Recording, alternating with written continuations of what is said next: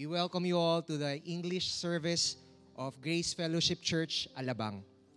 GFC is an independent church of gospel people who live in covenant life together to worship God, grow into Christ, and proclaim His name by the power of His Spirit, sitting under rightly handled Scripture in the tradition of faith, once for all delivered to the saints.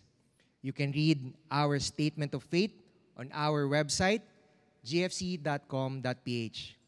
If you are a visitor attendee with questions, please find your way to the reception table right beside the door after this service, and we'd be very happy to answer your questions. And today we will be having a series break from our usual series from the book of 1 Corinthians, where we have been tackling about the resurrection. And what fitting way to celebrate this season but by hearing a message this time about the incarnation of our Lord and Savior Jesus. Our speaker for this morning is Pastor Rico Geronimo, who will be preaching from Luke chapter 2 verses 13 to 20. As we remember and commemorate the birth of Christ, may I invite everyone to please rise, and together let us sing to His praise and glory. Our first hymn proclaims our God, whose eternal decrees are worthy of praise. Through His love and mercy, He has given us His Son, from whom we receive the greatest gifts, redemption and eternal life. 1 John 4:14, we have seen and testified that the Father has sent the Son to be the Savior of the world. Therefore, let us all give to our God immortal praise.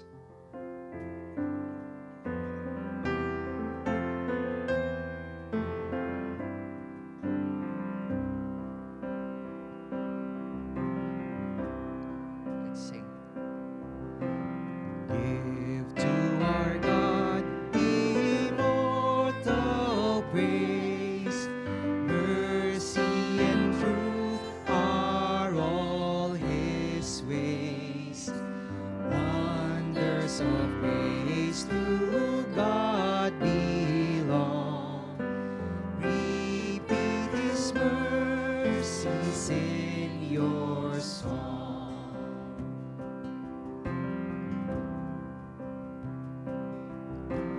He built the earth, He spread the sky, and fixed the starry lights on high. Wonders of grace to God belong. Repeat His mercies in your song.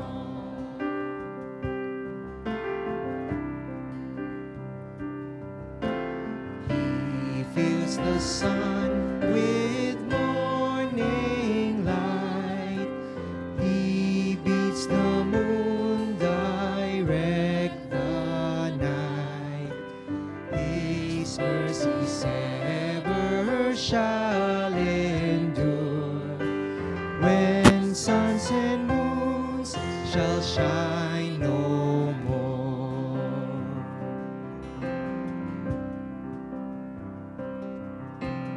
He sent His Son with power to save from guilt and darkness and the grave. Wonders of grace to God belong. Repeat His mercies in your song.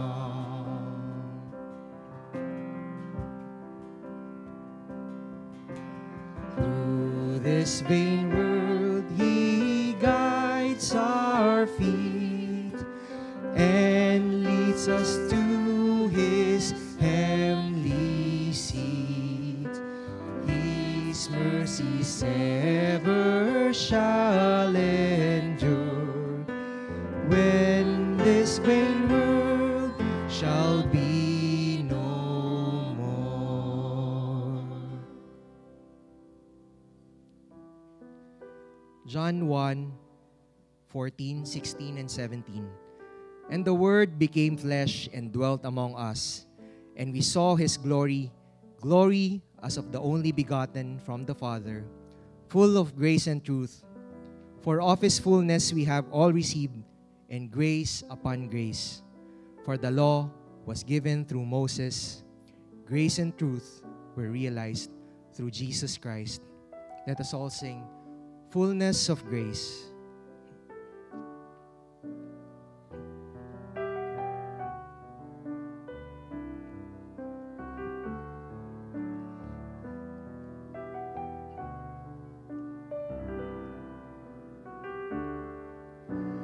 Fullness of grace in man's human frailty.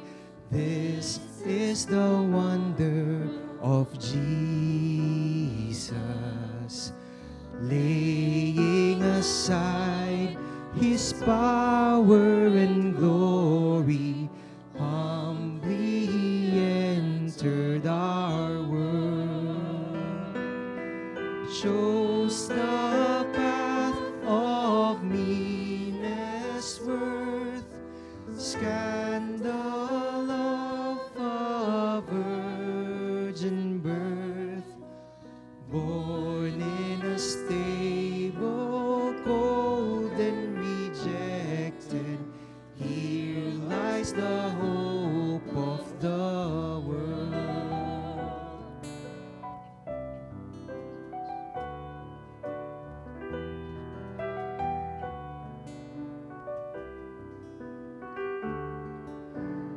Fullness of grace, the love of the Father, shown in the face of Jesus, stooping to bear the weight of humanity, walking the Calvary road.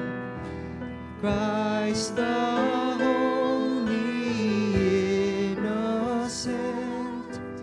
took our sin and punishment.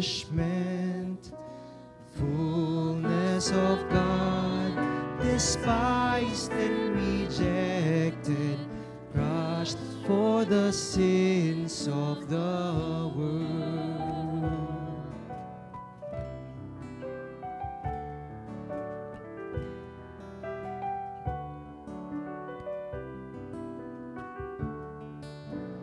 Fullness of hope, in Christ we have longed for, promise of God in Jesus. Through His obedience we are forgiven, opening the floodgates of heaven. All our hopes and dreams we bring gladly as an offering. Fullness of life and joy unspeakable, God's gift in love to the world.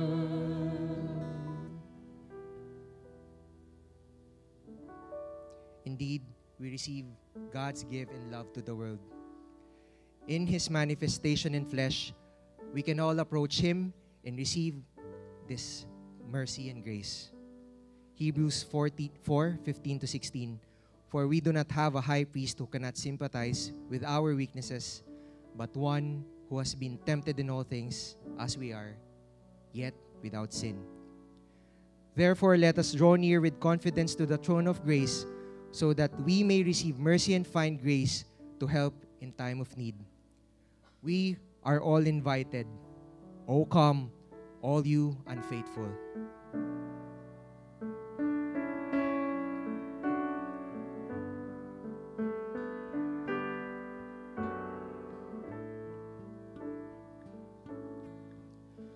O come, all you unfaithful, come.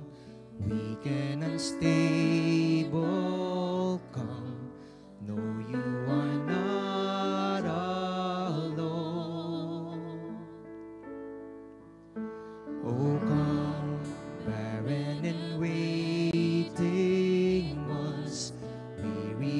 praying, come, see what your God has done. Christ is born. Christ is born. Christ is born for you.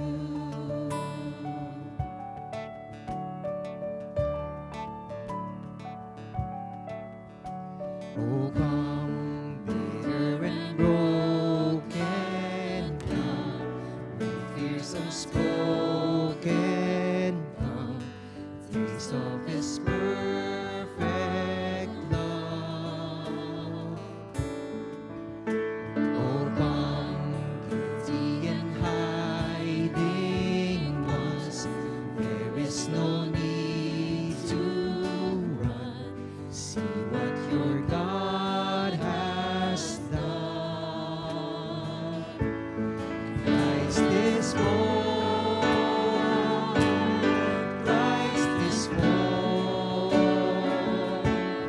Christ is born for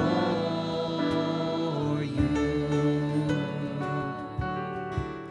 He's the Lamb who was given, slain for our pardon. His promise is peace for those who believe.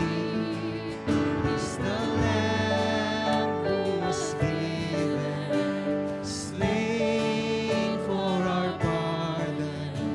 His promise is peace for those who believe. So come, though you have nothing, come. He is the offering, come. See what your God has done. Christ is born. Christ is born. Christ is born for you. Christ is born. Christ is born. Christ is born for you.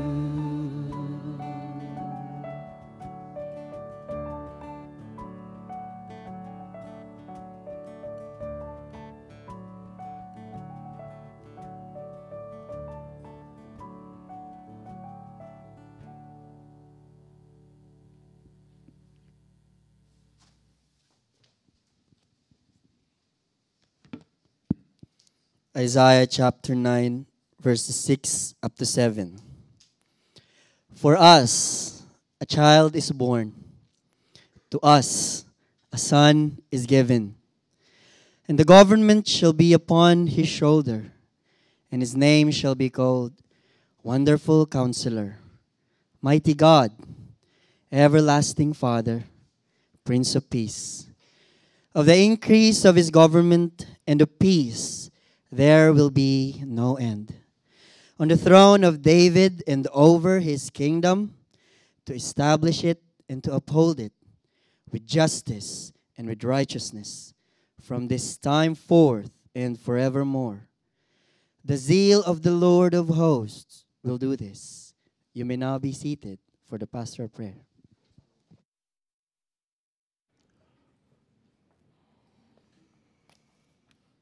Let's pray. Father, truly you are to be praised.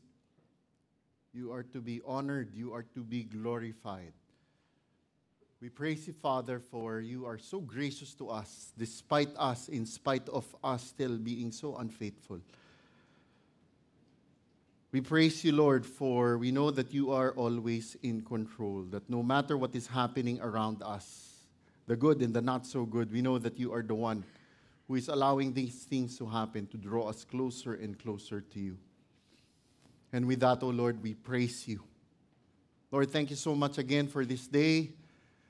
Thank you for just allowing us again to worship you. Thank you for taking care of us the past days, the past week. We know that there were some who were not feeling that well. We know that there were some who have been going through so many challenges. But again, if not by your grace, if not by your mercy, we cannot even be here. And with that, oh Lord, we praise you and we thank you. Lord, we lift up to you our worship service for today. Again, we pray that as we worship, as we take a short break from our 1 Corinthians series, we look into your word still. Again, may we remember and celebrate that very day. We pray, O Lord, that as we worship, that you would set aside everything that would distract us. Maybe may mga iba, sobrang nadi-distract because of what they're feeling the past days, weeks, months, or even years. Maybe there are some who are so concerned of how to make things end meet. We pray, O Lord, likewise for those who are still struggling with their relationships with their families, or maybe even with their close friends. And because of all these things, we are so distracted. We pray, O Lord, that we would focus only on you. We pray, O Lord, that you would remind us of the peace and the joy that you have already given us. And we ask, O Lord, that as we worship today, as we worship this morning, may our focus would be only on you. Lord, I pray that I would be faithful only to your word. I pray, O Lord, that you would hide me behind the cross and that you would sustain me throughout this morning. In Jesus' mighty name we pray. Morning! Merry Christmas! Tingnan mo na ba? Wow, puno. Akala ko, puno. There are still seats in front. Okay, there are still seats in front. Can we all stand? We'll read for our message this morning coming from the book of Luke 2:13 up to 20. Okay? Baka iba magugulat, ba tayo nasa Luke ulit? No, it's a break.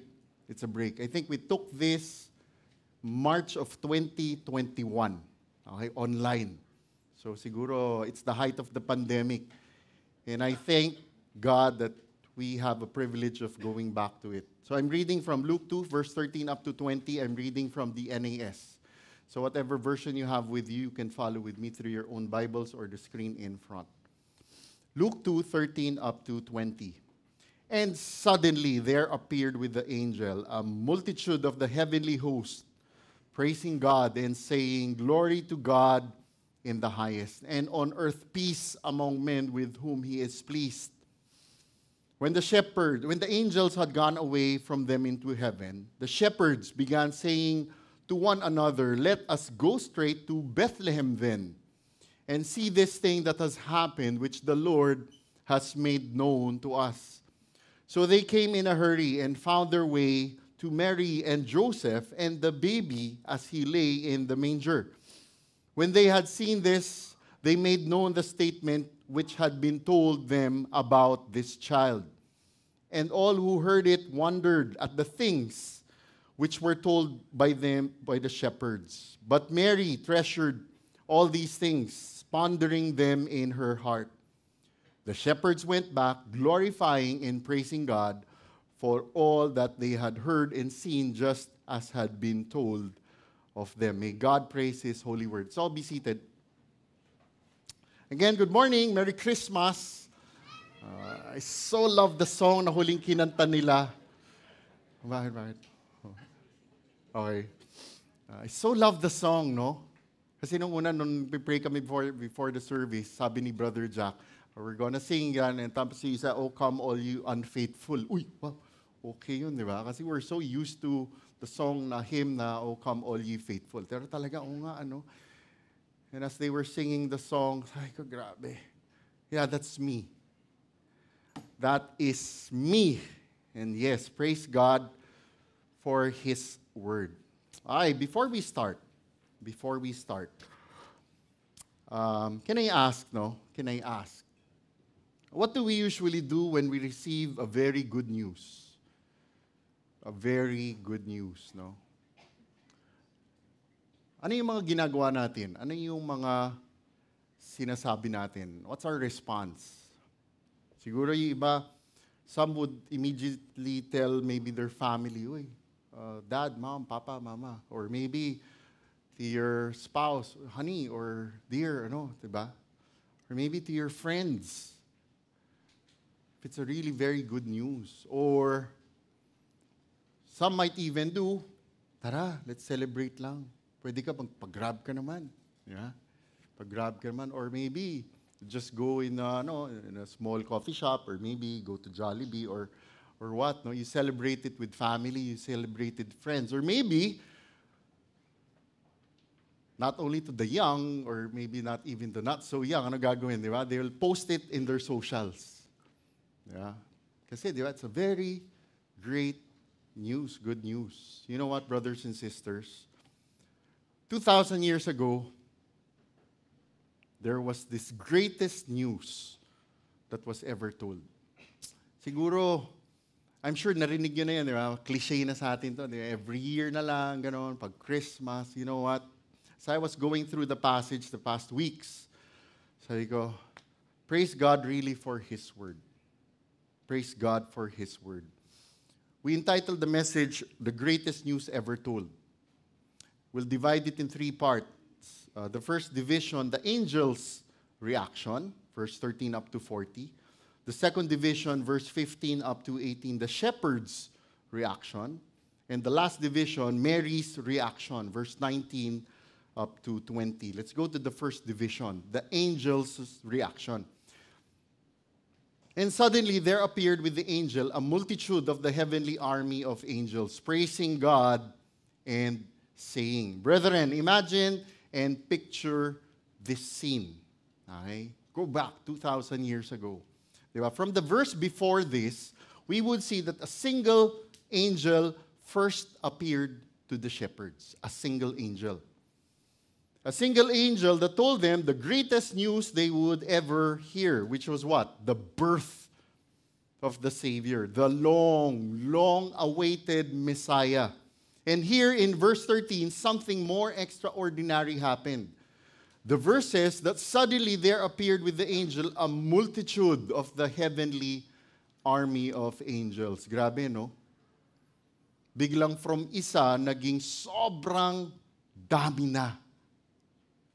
From one to a multitude of angels. I don't know if you know this, no? When you study Scripture, always when an angel would appear, those who would see that angel would be really in fear.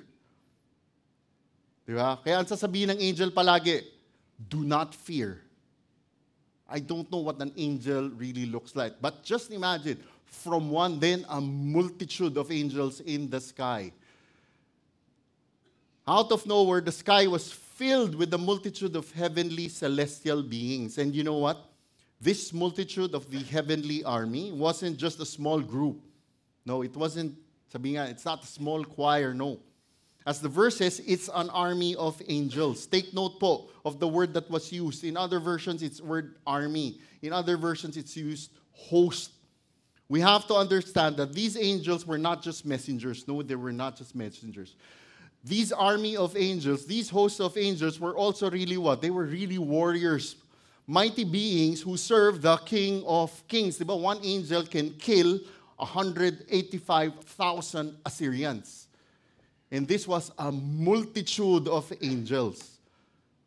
And yet, what were they doing? They were there not to fight. They were there to what? They were there to praise.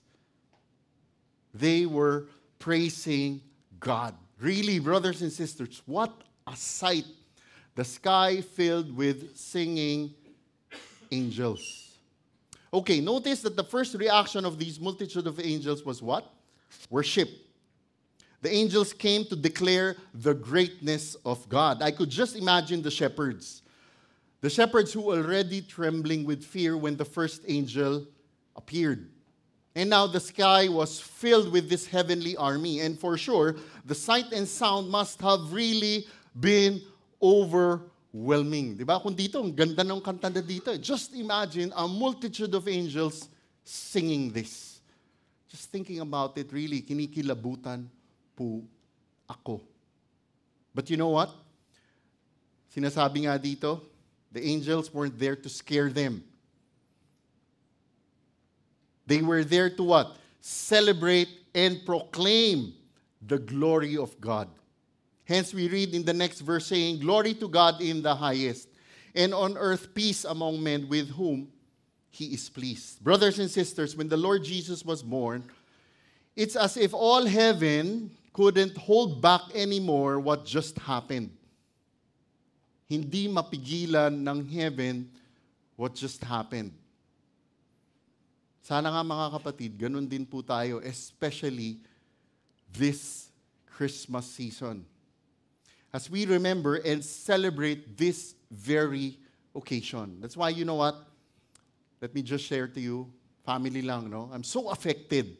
So affected when people say what? Happy holidays. So bothered. I am so bothered. It's all about what God did. It's all about what the Lord Jesus had to do when He came here on earth. I'm so affected. You know what?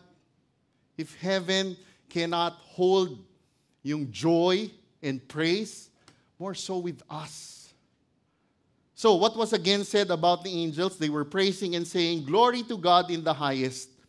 From the verse, we see the angels praising God. And they did this by saying, "Glory to God in the highest." Notice closely what the angels were pointing the shepherds to. We see from the angels that the angels' main focus in this very event was what? To give glory solely to God. Brethren, this is so amazing. Amazing all because what we see here is the birth of the Lord Jesus Christ, the promised Messiah. The promised Messiah is what? Ultimately all about God's glory. That is why when they said glory to God in the highest, when the Lord Jesus was born, it's all about the truth of what? Acknowledging and praising God as the source of what? All goodness. As the source of what? Salvation.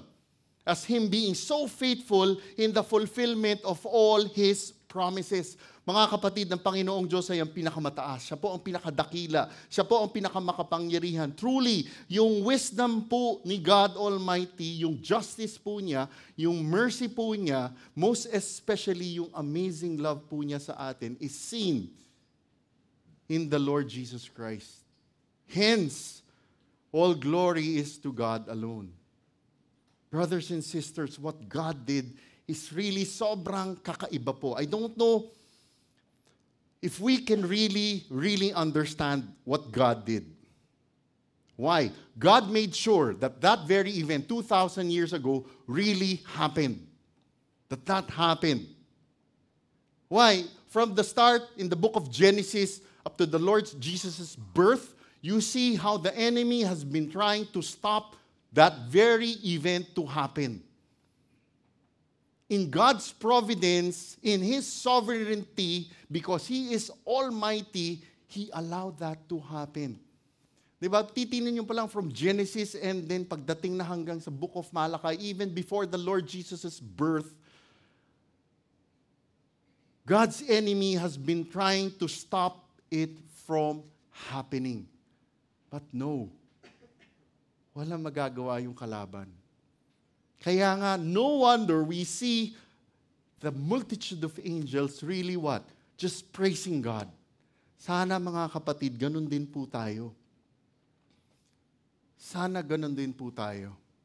So what else was said about the angels when they praised God? The verse says, "Glory to God in the highest, and on earth peace." We now also read from the verse the words, "and on earth peace."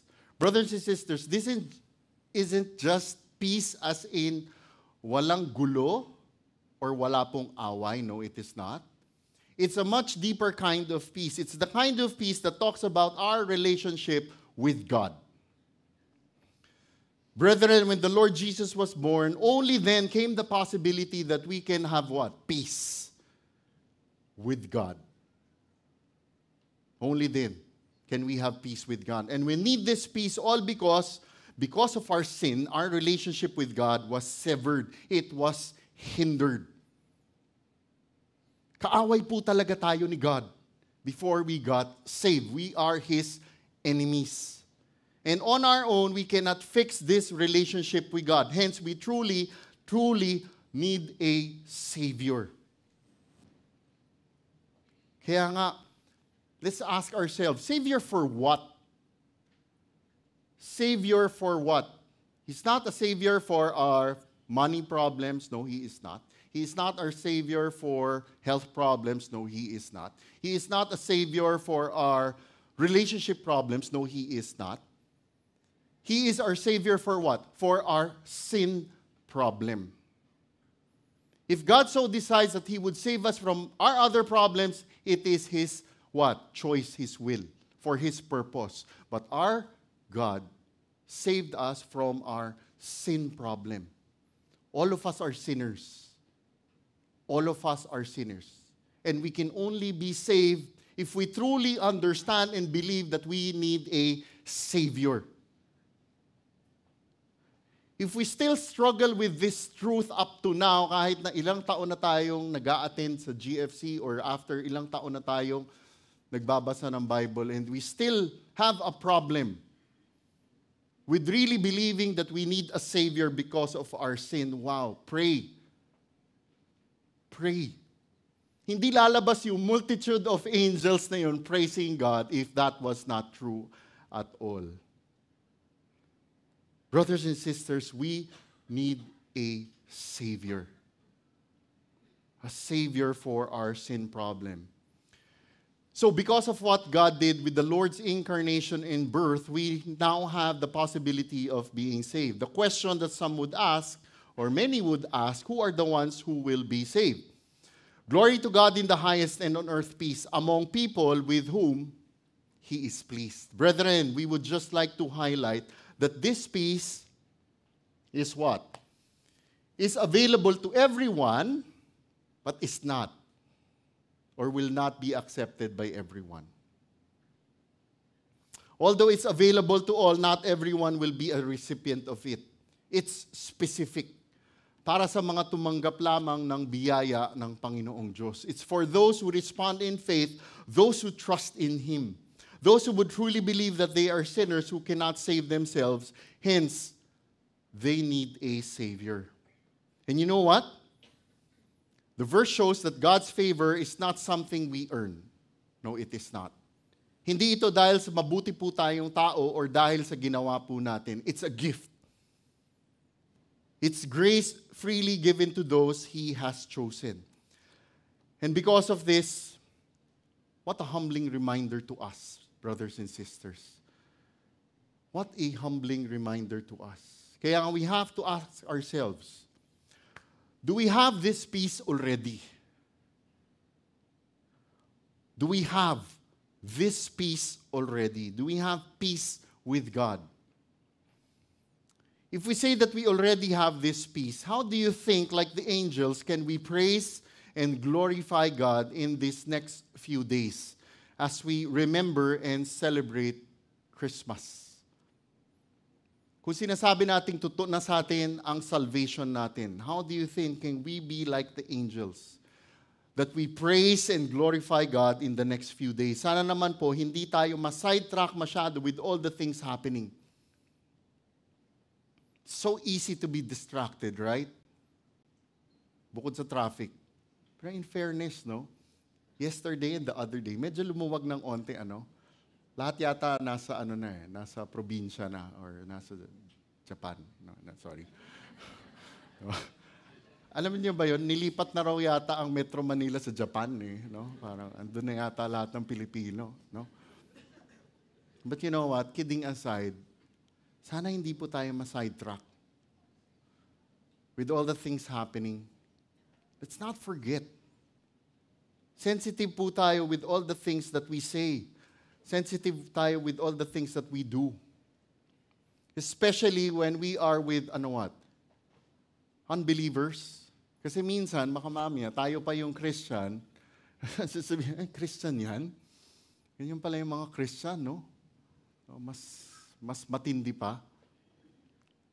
The things that we say, that the things that we do should what? Really honor and glorify God. So I'm talking to you, I'm talking really to myself, di ba? Ewan ko sorry Lord talaga, sa tindi ng traffic minsan, bah! Di ba? Parang multiple homicide yata yun no? Brothers and sisters, our focus should be on God. There's nothing wrong to celebrate this. No. It's God's grace to us that we celebrate it. But we have to be sensitive. So as the angels praised and glorified God, we go now to the next division, the shepherds' reaction. Verse 15, when the angels had gone away from them into heaven, the shepherds said to one another, let's go straight to Bethlehem and see this thing that has happened, which the Lord has revealed to us. From the verse, we see the shepherds' reaction from what they just saw, from what they just witnessed. And we read that after the angels returned to heaven, we read from the verse, the shepherds reacting immediately by saying, let's go straight to Bethlehem and see this thing that has happened, which the Lord has revealed to us. Brethren, this is so, again, kakaiba. Bakit ka mo? Kakaiba, all because from the verse, we see that as the shepherds witnessed this extraordinary divine announcement that the Messiah has been born, notice that the shepherds didn't hesitate. They did not. They did not doubt that the event just happened. They did not doubt their experience, but rather, they were there to immediately go straight to Bethlehem. Galing, bakit magaling? No delay, no second guessing. Just to note hindi po sila inutusan. No, they were not. Okay? They were not commanded. Chinek ko nga mabuti yung verse. Were they? No, they were not. In-announce lang sa kanila. That is why if we really think about it, what we read here truly shows their faith and trust in the message. It's like they were saying, we believe it, so let's act on it now. Hindi nila pinagpabukas. Di ba? Ang galing talaga. Di ba? Parang iniisip ko, paano yung mga sheep kaya? No? Iniwan nila.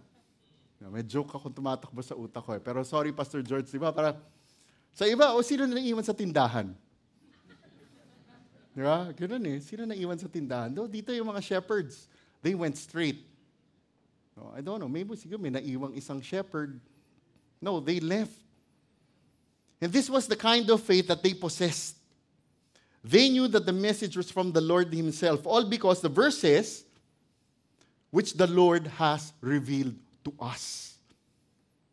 Not the angels announcing it lang, but it was really God revealing it to them.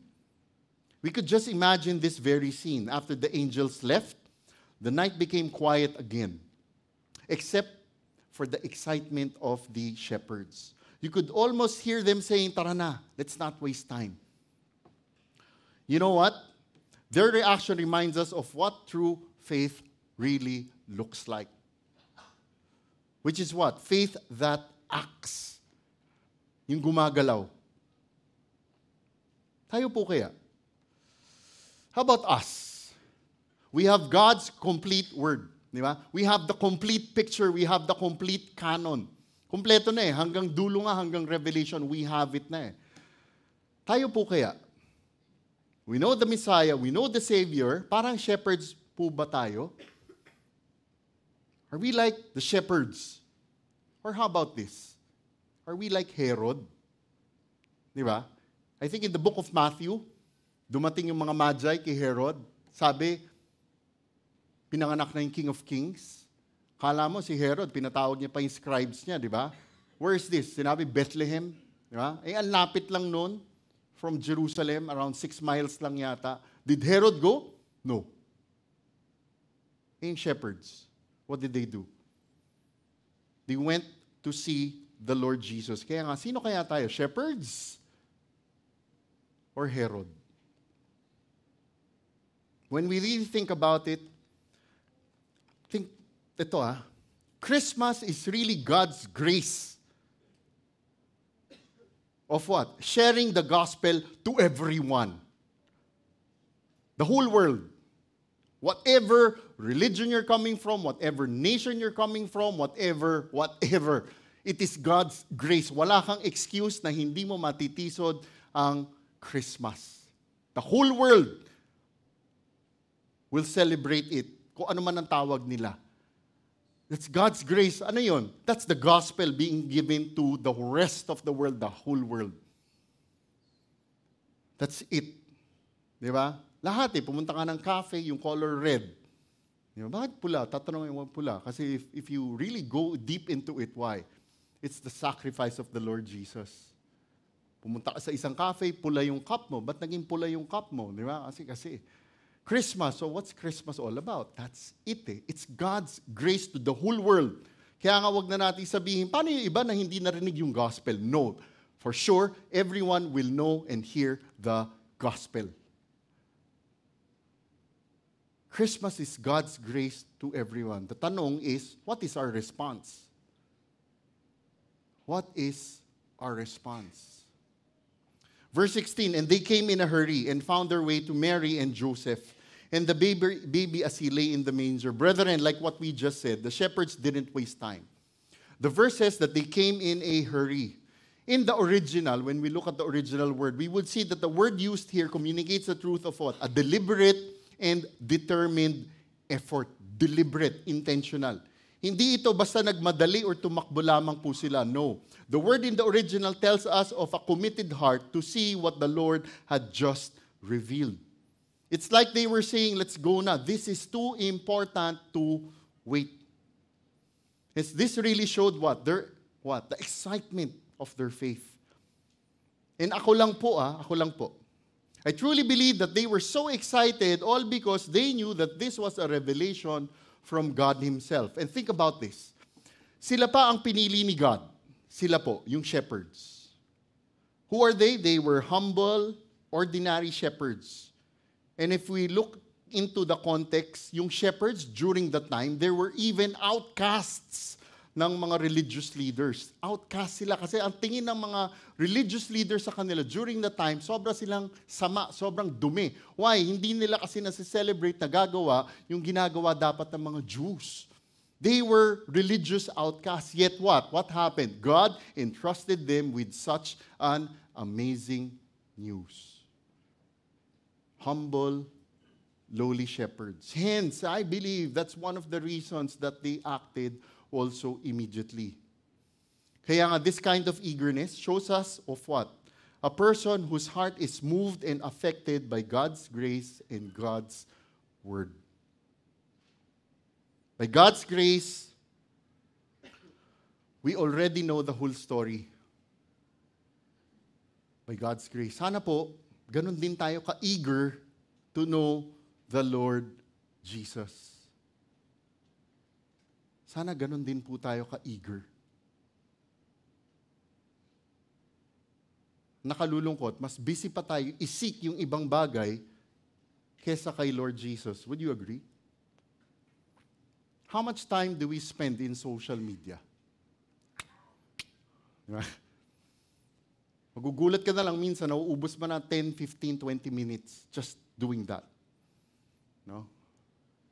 Sana pag ganun mo, yung yung bible.com, Hindi, pag nakikita mo, habang gumagano, masayaw TikTok na pala.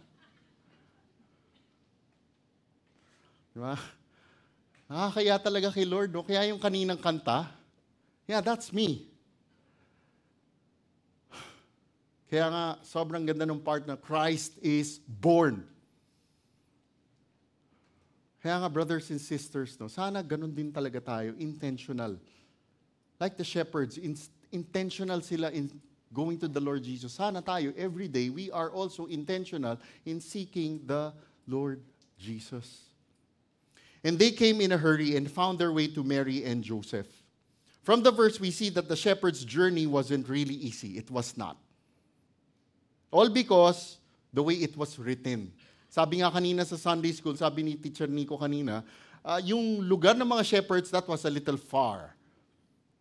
Medyo malayo po yun. The way it was written, the text implies that they had to make an effort to find the exact location. Tingnan niyo yun. Found their way.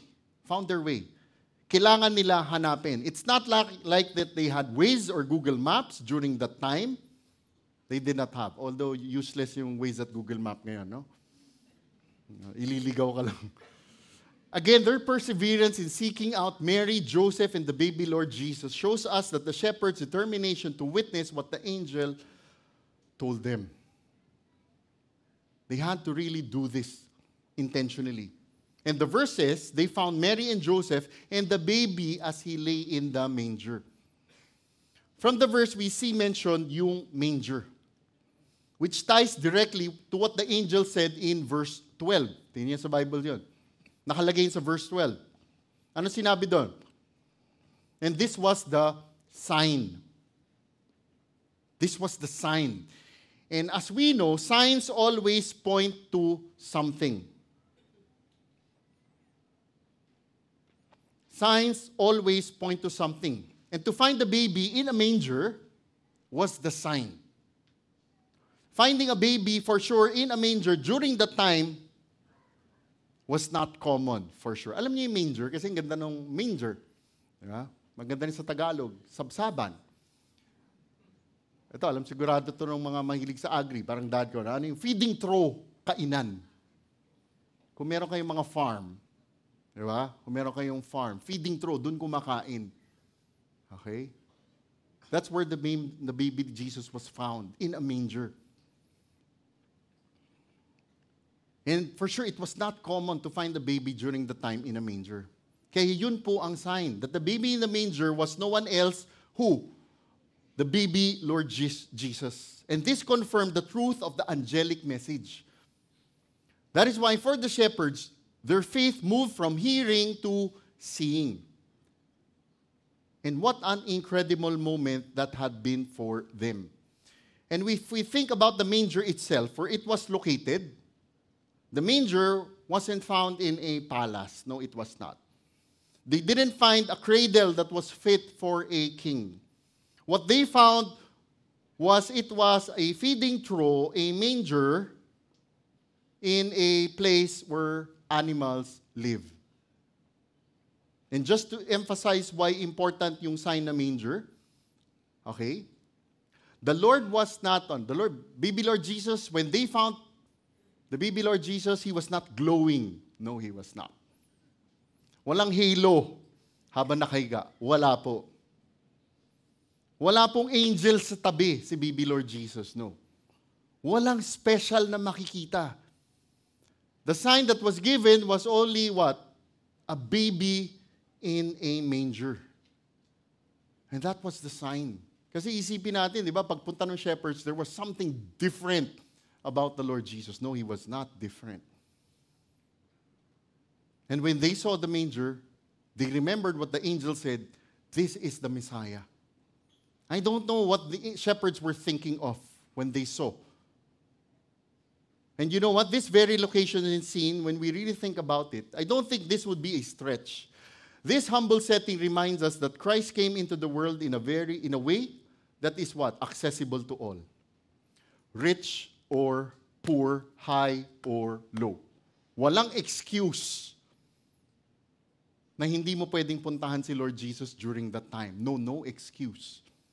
Diba? Sometimes it's hard, diba, to reach people, diba? Just to go to a place. Sometimes you have to do this, you have to leave your license here. Sometimes you have to go through so much security. No. The Lord Jesus was accessible to everyone. And it's really a picture of God's grace, reaching out to everyone, regardless of their status. Verse 17, when they had seen him, they made known the statement which had been told them about this child. From the verse, we read that the shepherds couldn't keep this experience to themselves. The verse says that they immediately, what? Shared it with others. Again, hindi po sila inutusan. Sila mismo ang nag-decide na what? Pumunta and sabihin sa iba. This was the effect. And the word statement here refers to what the angel proclaimed to them in verse 10 to 12. That the Savior, Christ the Lord, was born, and the sign of the manger confirmed it. Brethren, this act of sharing reminds us that the good news of the Lord Jesus is not meant to be kept private. No, it was not. It's meant to be declared boldly. The shepherds, those simple men, became what? The first evangelists, proclaiming the arrival of the Messiah. Talagang sobrang grabe, sobrang kakaiba. For God to use ordinary shepherds to spread extraordinary news of salvation to others, wow, talagang sobrang grace ni God po dito. That is why if we say that we are true Christians, again, sana ganito din po ang response natin in sharing the Lord Jesus to others. Sana ganito rin po tayo in sharing the Lord Jesus to others. Notice, brethren, that the shepherds were faithful in relaying the message. They were faithful. We say this all because the verses which had been told them about this child. They didn't add their own interpretation. No, they did not. They didn't give their own opinions. They simply told the others what had been told of them. They emphasized that their testimony came directly from God, delivered through the angel. Brothers and sisters, this wasn't just any child. They were talking about the fulfillment of God's promises.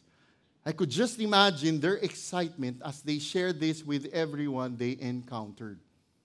And you know what? The shepherds should remind us to what?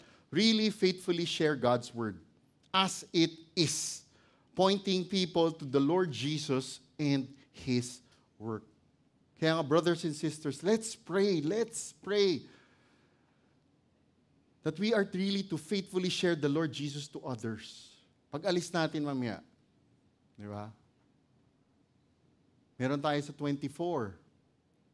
Oh, side kwento lang, pwede pa kayong mag-register.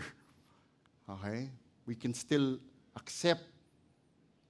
24 is a perfect setting to share the Lord Jesus to others. In the next few days, let's pray. To whom can we share this good news? To families, to friends. Don't even think na isipin, gusto natin yung buong pamilya. No, tingnan natin yung pag-pray kung sino yung pinaka-sensitive na pwede nating sharean in the next few days. For sure, meron po yan, especially if we ask God. Kaya nga, pray that we faithfully share the Lord Jesus to others. Verse 18, and all who heard it were amazed at the things which were told them by the shepherds. From the verse, we now see that after the shepherds had experienced a divine encounter, after the shepherds saw the Messiah as he had been told of them, and because of their excitement, they were not able to keep it to themselves. What did they do? They shared the news with everyone around. And we now read the phrase, all who heard it were amazed. The word all here shows us what? The reach of the shepherd's testimony. We don't know how many. But, yung sinasabi, all. And this could have included people near the manger. Kung ano man yung, kung may stable doon, baka may kapitbahay yun, most likely kasama po. And this could probably also included the locals in the area who noticed the commotion. Di ba? For sure, nung panahon din na yun, may mga marites, no? May mga usisero. But I think what is more important to notice is that they were amazed. Brethren, the shepherd's excitement and conviction were enough to grab attention to provoke such a response. This reminds us of the power of a heartfelt, faithful testimonial when we share the gospel. When we share the gospel, when we really share it faithfully with all our heart, you know what? Others will also be amazed when we faithfully share the gospel. Now, the words amazed in the original, yung Greek word po na ito, this word communicates the meaning of to wonder and be astonished. People were not just simply interested, but the people were amazed or were in awe. Imagine if you were there that night and you were a Jew, hearing about the birth of the long-awaited Messiah, but in circumstances like this, so humble, so unexpected.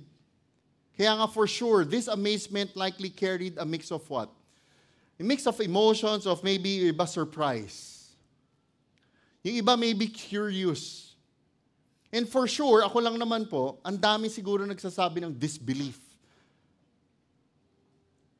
Why? The Messiah in a manger? That was not most likely what the Jews were expecting. But still, yung effect na ginawa ng shepherds, yung ginawa ng shepherds na kinuwento nila sa iba. Kaya nga sana tayo, brothers and sisters, let's not, I'm sure this is easier said than done. When we share the gospel, madalas nahihiya tayo, madalas natatakot tayo how others would respond, di ba? But you know what? We only have to give God's word faithfully. Brethren, this is how God often works. God works in ways we could never even imagine. God works in ways we least anticipate. Di ba? Imagine niyo na lang yung mga na-share nyo ng gospel noon na hindi mo akalain na siya pa yung masisave. Di ba? Ako iniisip ko, paano ko iniisip? Ako pa nagpipreach dito, kung kilala nyo lang ako. Really, brothers and sisters, we only have to share God's word faithfully. And what were they amazed of? All who heard of it were amazed about the things which were told them by the shepherds. Interesting enough, even though the shepherds were humble, ordinary men, the shepherds were simply and faithfully just relaying the angel's proclamation about the Savior's birth. And the Lord's identity as the Christ and the sign of the manger, and those who heard them were amazed. You know what? What they did was so crucially important. It wasn't about the shepherds' experiences or feelings ang shinare nila. No, it was not. But it was all simply about the truth that they were entrusted with, which was all about the Lord Jesus. Kaya nga, if we say that we are true Christians, how are we like the shepherds? With their reaction of being so excited to share the Lord Jesus to others. Again, the Lord Jesus was like any other baby who was born. Yun nga lang ang difference ni baby Lord Jesus noon. He was born in a manger. But they still shared. Ginawa pa rin ng shepherds. I don't know kung ako yung shepherd noon. Grabe, Messiah yan. But they still shared. We could just imagine how the others would have reacted.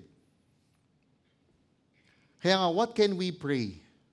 What can we pray so that in the next few days, we could faithfully share it?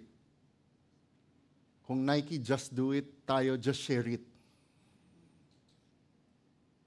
May we be bold in sharing the good news of Christ, trusting that God's truth will move hearts in ways we can't even imagine. Let's go to the last division, Mary's reaction. But Mary treasured all these things, pondering them in her heart. From the verse, we see the word treasured. In the original, this word communicates the meaning of carefully guarding or cherishing something. And you know what? This wasn't just a passing thought for Mary. No, it was not. The way it was written here communicates the truth of an intentional, deliberate act of holding on to these experiences. Imagine Mary, in the middle of all the excitement happening, chose to what? Pause and reflect deeply. And what did she treasure? The verse says, these things, which for sure referred to what? Everything that had happened. Ano yung mga everything that had happened? Balik tayo from the announcement sa kanya ng angel. The pregnancy itself, no? Siguro iniisip yun ni Mary. When she told this to Joseph, what could have been the reaction of the other people when she got pregnant? And when she was already almost full term, she could also have been thinking of the travel to Bethlehem. Full term, ha? You could just imagine to the women here, na full term, traveling to Bethlehem. I could just imagine the back pains. And when they reached Bethlehem, the stress in looking for an inn. What could also they have been thinking of? She have been thinking of the shepherd's testimony, the angelic announcement, all the miraculous events surrounding the Lord Jesus' birth. And for sure, Mary wasn't just collecting memories, but Mary was for sure silently reflecting on all the things that was happening. And she, what? Treasured all these things. Mary treasured all these things, pondering them in her heart. What does the verse say that Mary did with the treasures na tinatago niya? The verse says, she pondered on them. Yung Greek word, this gives the sense of piecing together. It's like assembling a puzzle. Pinagdidikit-dikit niya yung mga nangyayari. Mary was meditating on how all these events fit into God's bigger plan. And you know what? The word heart here is significant. When we would study scripture, we would learn that the heart represents the center of thought, emotion, and will. That is why Mary wasn't just remembering these events, but Mary was seeking to understand them from God's perspective. Again, we have to understand that when the Lord Jesus was born, the Lord was what? A normal baby. And ano ang ginagawa ng mga babies na newborn? They cry. They get hungry. They would do everything that a baby would do. And we could just imagine what was going on in the mind of Mary. But from the verse, we can say that Mary didn't rush to understand everything. But as the verse says, Mary stored these moments in her heart, trusting what? God's timing to reveal their full meaning. Kaya nga, brothers and sisters, like Mary, as we end the year, di ba? We need to slow down and think about what God has done. We need to slow down. We need to reflect even on the small moments to see how God had been faithful to us. Always. Ang challenge kasi, mas madalas iniisip natin yung mga problema. Hindi natin tinitingnan yung grace ni God na nagiging parang baliwala na sa atin. The mere fact that we are here this morning, really, it's all by God's grace. We don't need all the answers kaagad po, mga kapatid. No, we don't need it. More often than not, the things that happen to us, always on hindsight na natin nakikita how God has been working. Like what we just said, Mary didn't fully understand what was happening, pero she trusted God. She trusted God. And we say this because of what? Yung nakalagay sa Luke 1. If you read the Magnificat, nandoon nakalagay kung how Mary trusted God. Kaya nga, brothers and sisters, sana ganun din po tayo. When life feels uncertain, if we truly belong to the Lord Jesus, we can always just what? Trust God. Trust that He is always in control. Trust that His plan is always perfect. Mahirap po intindihin yun, especially if we're in the middle of that right now. I'm sure habang sinasabi ko ito sa inyo, baka hindi ito pumapasok sa isipan natin. But you know what? We have to really just pause. We have to really just reflect. We can always trust God. Kaya nga, what are some of the things this year that we are to be really thankful for? How do you think has God shown His faithfulness to us, even in the challenging moments? Have you been in a point na talagang minsan sobrang stressed ka na, sobrang nanginginig ka na, that you just want to shout? And then after noon, biglang nakita mo na lang how God moved and then wow! And tapos no, nakakalimutan natin ulit si God. Kaya nga, how can remembering these things help us really trust Him? Especially in the year to come. God had been so faithful to us. The verse then proceeds by saying, and the shepherds went back, glorifying and praising God for all that they had heard and seen, just as had been told them. From the verse, we see that their incredible encounter with the angels and the infant Lord Jesus, anong ginawa? The shepherds just went back in being shepherds. They didn't abandon their responsibilities. They returned to their fields. But here's the key. Here's the key. As they went back, they were what? They were glorifying and praising God for all that they had heard and seen, just as had been told them. They too were now like the what? Angels. They were glorifying and praising God. They returned with hearts full of worship. And this shows us a clear picture of their deep gratitude and awe for what they had seen and experienced. And to glorify God is really to acknowledge His greatness. To praise Him is to celebrate His works with joys. And if we really think about it, this was just an inward response. No, it was likewise an outward response. Imagine the shepherds singing or speaking of God's greatness as they walked back to their fields. And their encounter with the Lord Jesus led them to really worship that couldn't be contained. And they were like this all because, as the verse says, they had heard and seen just as had been told of them. Brethren, their first-hand experience of God's truth, hearing the angelic announcement and seeing the infant Lord Jesus confirmed that God's word is what? Reliable. It is always true. Everything the shepherds experienced matched exactly what the angel had said. Hence, we read the words just as had been told of them. And this highlights the faithfulness and accuracy of God's word. What God promises, He will surely fulfill. Let us not doubt God and His word. Brothers and sisters, true worship flows from a real understanding of who God is and what He has done. The shepherds didn't worship out of obligation, but the shepherds worship out of an overflow of joy and amazement at the reality of God's revelation. That is why, brethren, after us being reminded again of the greatest news that was ever told, let's pray that our reaction, our response would be very much like what we have seen in this very account. The angel's reaction, the shepherd's reaction, and Mary's reaction. Let's spend a minute or two to really just reflect.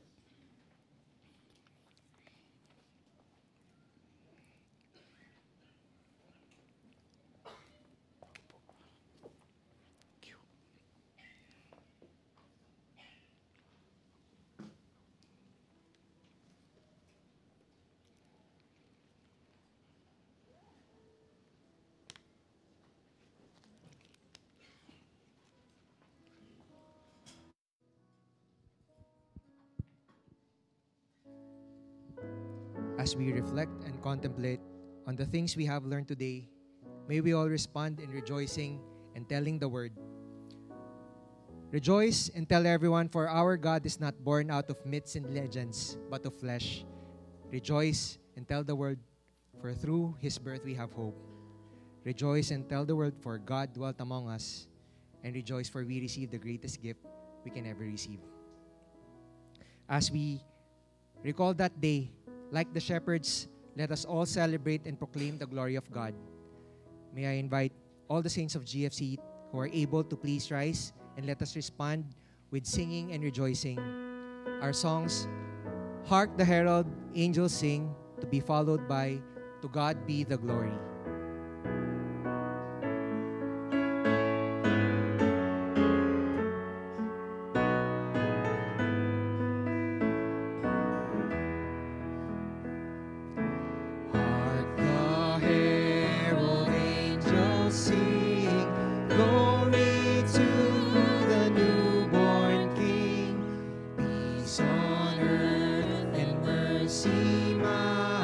God and sinner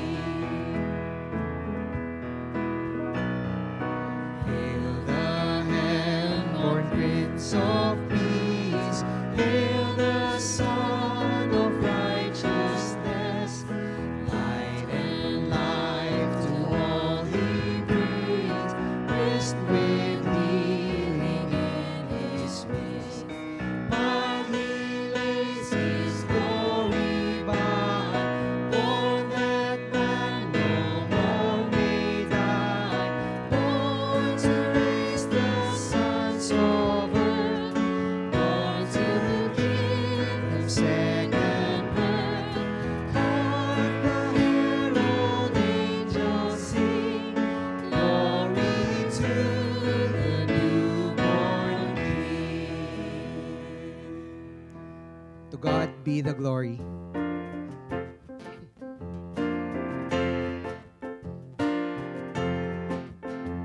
To God be the glory, great things He has done. So loved He the world that He gave us His Son, who yielded His life an atonement for sin, and opened the life gate that all may go in. Praise the Lord, praise the Lord. Let the earth hear His voice. Praise the Lord, praise the Lord. Let the people rejoice. Oh, come to the Father through Jesus the Son, and give Him the glory, great things He has done.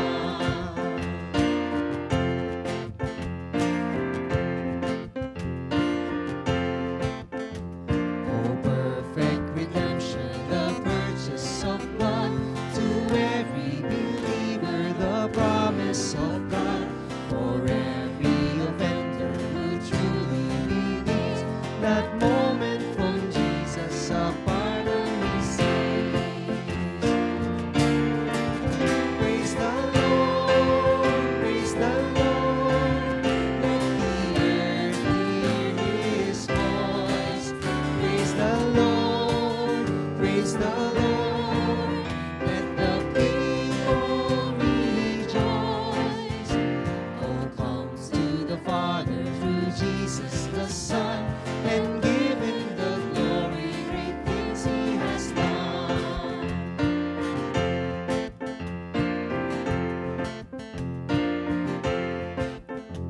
Great things He has taught us, great things He has done, and great our rejoicing through Jesus the Son.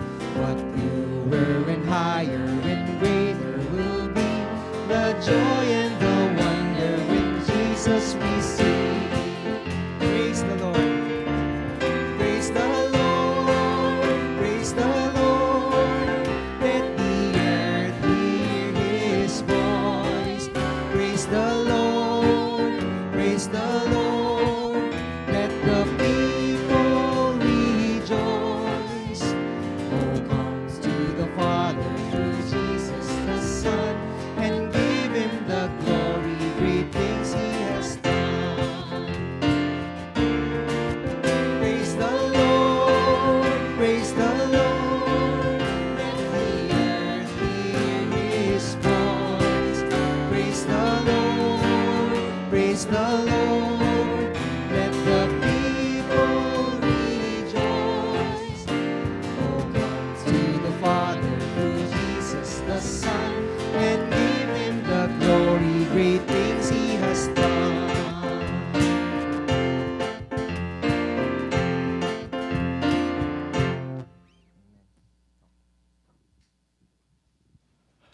Okay, few announcements. Actually, walang announcement.